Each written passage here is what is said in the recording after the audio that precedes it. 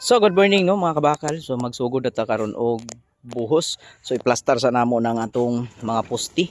So natay pito ka posti, kibali pito ka posti ang atong buhusan. Tapos ang atong mazon. Hello, what's up? Kalain. Tarunga. Okay, hindi na ganan sa ang kamot, bigaan.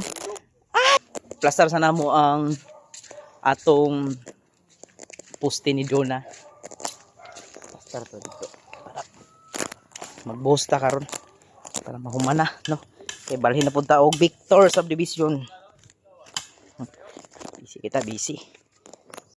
So what's up guys no, so nag-align na ta sa atong porma para sa atong poste.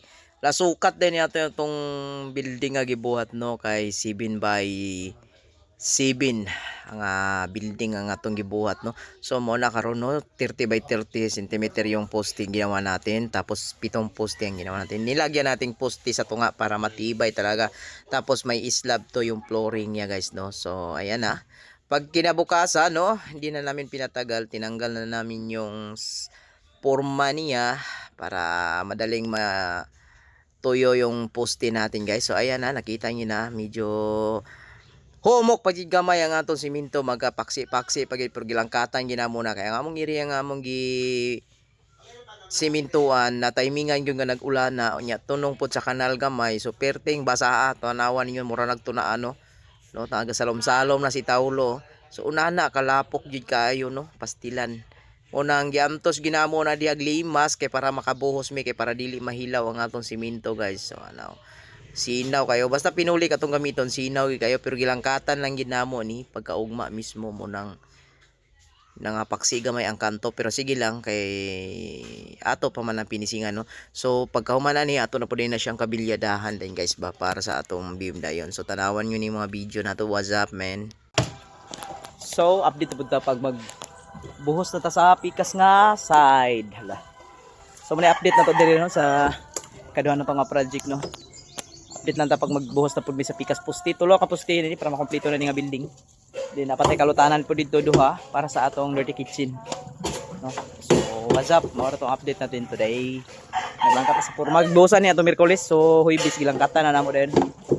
Martes, Miyerkules, Huwebes langkatan din namo porma para maugag gyud dayon. Diba do na? Okay, nagolme di kay nami sa kanal. Tubig ang among masa, grabe no. So pertina namong habwa sa tubig.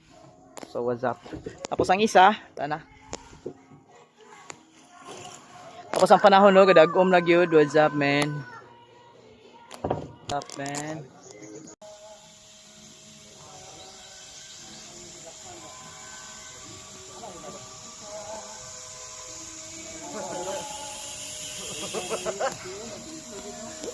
Saan?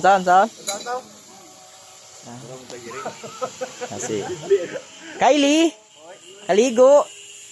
Bossing. Bossing. Hadlok ito. Gamayng tao ba?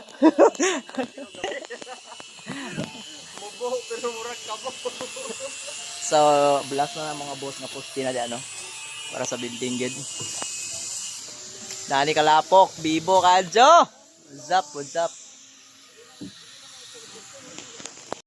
So kani mo na ni ang para sa dirty kitchen no. Mo na niya ang atong nagpa-extension din tagya no para sa iyang dirty kitchen. Nagpa-extension siya og 2.5 meter by 3.5 meter. Ang iyang gidungag para sa iyang dirty kitchen no kay gigamyan kasi ma'am sa iyang 7 by 7 nga building halaka sana all ha. So mo ni ang atong extension karon, so mo ni atong buhusan na sad ato na pud ning gidali kay para mamatingan na nato siya, mabuhusan pud nato siya.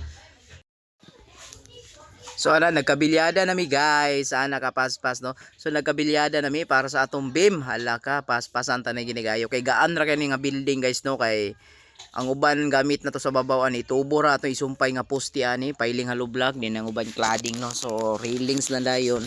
So duha ra ka kwarto ang ibutang nato ni sa taas no. So gaan ra kay ni nga building, grabe na ninya katsada kay nakahangir na gidaan.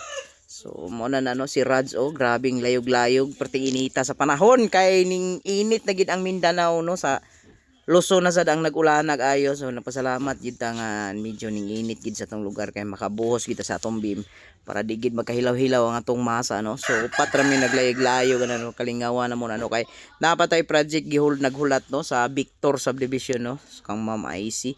So naghulat gid taon si Ma'am nato no kanus ata maka-slab diri maka-start ta og piling kay para didto na punta by the August first week or second week sa August didto na punta sa Victor no mag-layout na punta didto.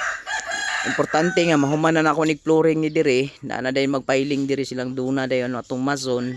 So continue ang atong trabaho guys. Salamat kay sa atong mga followers nga nagpabuhat gyud so muna atong tattoo artist nga ni apel na to og way duha-duha nga nisabay sa atuwag trabaho naglibor ang atong tattoo artist nato guys. Halaka so si Kylie si Duna halaka. So mo ni atong update karon guys no tanawa lang ninyo kay magbuhos na mi taud-taud ani kay ato na ning gibanatan gyud kay para malipay pud taon ng tagiya kay medyo nalangay na tagamay ani tungod sa panahon nga nagsigi og ulana. Shout out day kang madam no kang Madam Pamila. What's up ma'am? Shout out. Muna. Sana.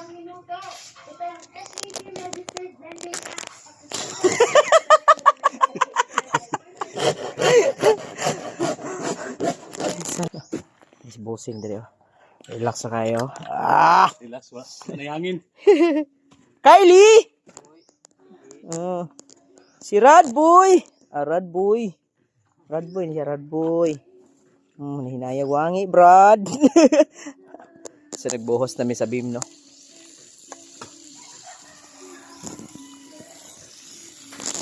Katsada nga beam.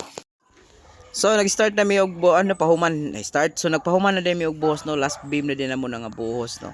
So kalma na kaya tong mga people oh. Siksi kaya tong tigbuhos oh. Ay gaw na ang duga ni doon na. So muna itong mason day guys no. Silingan na ito ng taga-Tabina. Kaya po shoutout sa mga taga-Tabina no. So siya mo itong body karon diya ka dapita no. Kaya siya misukol yun siya diya sa Midsayap North Cotabato. So nalita karon rin sa Kiwana North Cotabato nga project guys no. So muna na itong project karon nga balay. So last nga beam na tapos ang tagihan nagpa-extension na po dito nga side sa right left side guys no. Nagpa-extension na po sila another 1 meter by 7 meter kataas para sa iyang railings no kay gawa sa atong 2.5 by 3 meter nga dirty kitchen yan nagpa-extension na po si ma'am para sa iyang tiris para luwag-luwag jud kayo. So mao na atong update karon dire sa North Cotabato. So shoutout no salamat sa mga customer na to no nga uban nga naghulat. So shoutout sa mga customer na to no salamat sa inyong pagsalig hala. So mao na ni guys update lang ta next project na to no pag mag-flooring na punta. What's up salamat.